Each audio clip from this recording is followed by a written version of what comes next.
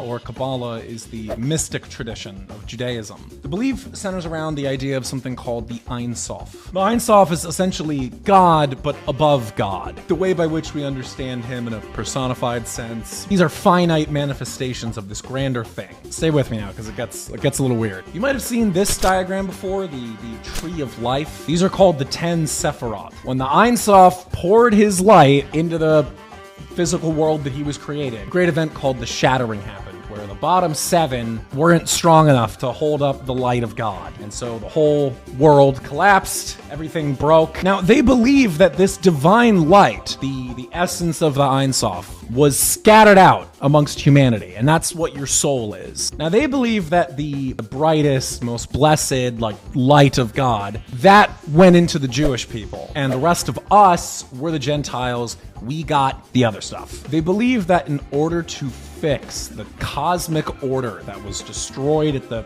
time of the world's creation, they need to bring about the Messiah. They believe that once all of the paths on this great tree are fixed and the energy of God, the Ein Sof, can flow down into this finite earth, the Messiah will be the one to do that. And then when the Messiah comes, there will be the Messianic age. Israel, the chosen nation, the light of all nations, they get to rule the world from Jerusalem, meaning we have to serve. We have to kind of work for them. Hillary Clinton sold Yemen and Syria to Saudi Arabia. She sold Libya to France, and she sold Uranium One to Russia.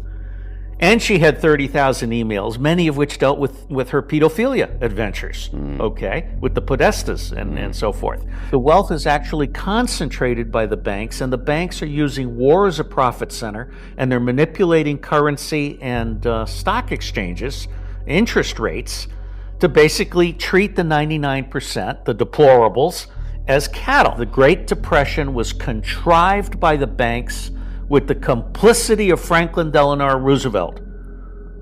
The Great Depression was contrived in order to destroy the middle class that was seeking additional political power, to buy up America at Depression-level prices, and to consolidate banking control over the U.S. government. All of the suffering in the Great Depression was contrived by the banks, just as wars today are contrived by the banks.